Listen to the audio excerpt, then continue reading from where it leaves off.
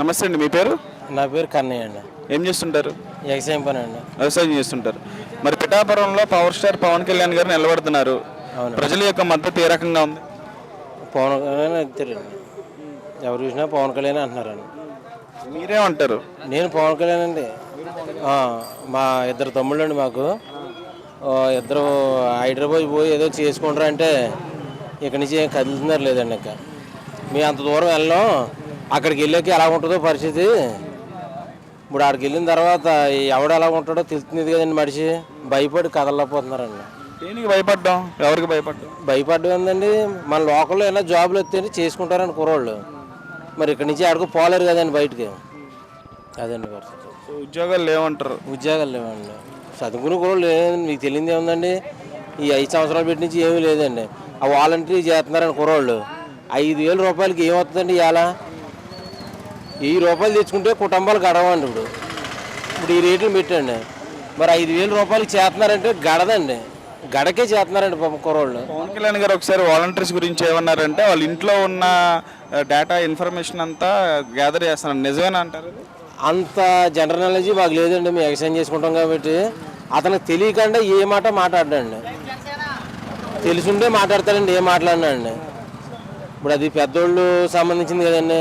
మేము ఏదో ఎక్సర్సైజ్ చేసుకుంటాం, మేము చేస్తామండి. దాని రేటు కూడా 1,500 రూపాయలు వచ్చిందండి ఇవాళ.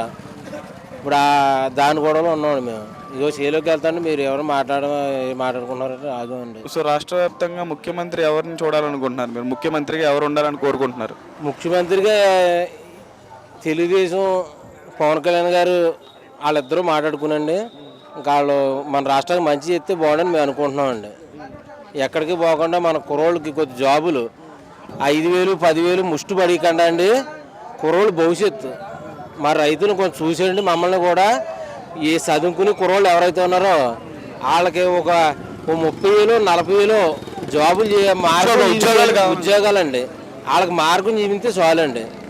మనకు ఇండస్ట్రీలు తీసుకొస్తాను, చాలా మంది యువతున్నారు, నేను ఉద్యోగాలు కల్పిస్తాను, అలాగే ఒక భక్తికి సంబంధించి ఒక టూరిస్ట్ ప్లేస్ లా తయారు చేస్తాను, ఆధ్యాత్మిక టూరిస్ట్ ప్లేస్ గా తయారు చేస్తా అన్నారండి. గెలిస్తే ఆయన ఏదైతే హామీ ఇచ్చారో అదంతా చేస్తారని నమ్మకం మీకుందా? అతను వస్తే చేస్తారని మాకు ఫుల్గా నమ్మకం ఉందండి. ఇప్పుడు నాకు ఎరగొచ్చాక ఒక నలుగురిని అందరిని చూశానండి. మా పిఠాపురానికి ఎవ్వరూ మంచి చేయలేదండి.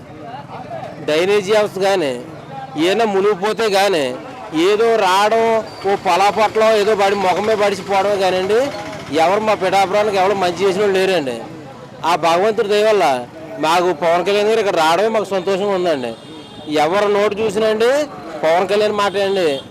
వైసీపీ నుంచి వంగ గీతా గారిని కూడా దించడానికి గల కారణాలు ఏంటంటే కాపు సామాజిక వర్గం, సో అందుకనే దించారని చెప్పేసి అని అంటున్నారు. అంటే పవన్ కళ్యాణ్ గారు ఓన్లీ కాపు సామాజిక వర్గానికి సంబంధించినటువంటి వ్యక్తి ఈ మాట అన్నామని చెప్పి తీసుకోవడాలండి. పోస్ట్ నేను కాపుల్లో ఎవరో కూడానండి ఆ పదం వస్తుందండి.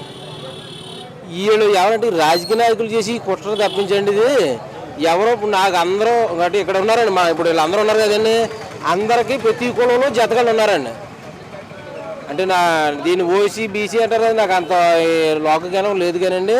ప్రతి కులంలోని మాకు జతగాళ్ళు ఉన్నారండి. నాకే ఎవరో కూడా ఆ కాపు అన్న పదం రాదండి. మాకు రాదండి. ఇక్కడ అందరూ మేము కలిసిమెలిసి ఉంటామండి.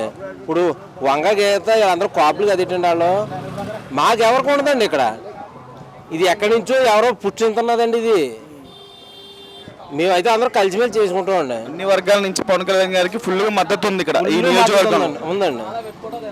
ఎవరో మళ్ళీ మాట్లాడనకు లేదండి. ఈ ఒడ్డు నుంచి ఆ ఒడ్డుకి మీరు ఎవరి దగ్గర మైక్ ఎట్టినండి, ఏ కులం అడగండి. లేకపోతేనే ప్రతి కులంలోని పవన్ కళ్యాణ్ మాట అండి. అతను వస్తే మా భవిష్యత్తు పడుతుంది అంతే. కుర్రోళ్ళు మాకు కూడా అండి ఈ చిన్న జడెడుతులు మునిగిపోతున్నాయండి మా ఎగసాయాలు.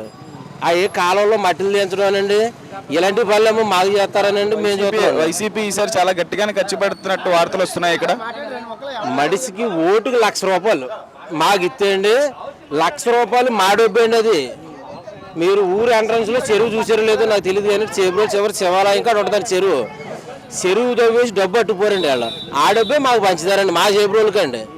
ఆ డబ్బు మేము తీసుకుంటామండి. మాయండి ఆ డబ్బు తీసుకుని పవన్ కళ్యాణ్ గ్యాస్ గుర్తుకి మేము ఓటు వేస్తామండి. సో ఫైనల్ గా పవన్ కళ్యాణ్ గారికి 1,00,000 మెజారిటీ అంటున్నారు ఇక్కడ. మీరే లక్ష ఉంటారు. పైన వస్తుందండి. లక్ష పవన్ కళ్యాణ్ గారు అనేసారు కానండి, రెండో మాట లేదండి. ఓటింగ్ ఒకవేళ 170, 180 పోతే నాకు తెలియదు కానండి, 1,00,000 పై మాట అండి. లోపు గట్ట ఏమి లేదండి. ఈ టర్న్ పవన్ కళ్యాణ్ గారు మేము నగ్గించుకోకపోతే అండి, ఇక మా అంత దాన్ని ఏమంటారు నాకు పూర్తి తెలియదు కానండి, మా అంత దరిద్ర కొట్టేవాళ్ళు మా పిఠాపురం నియోజకవర్గంలో ఉండరండి. ఇక థ్యాంక్ యూ మంచిదండి.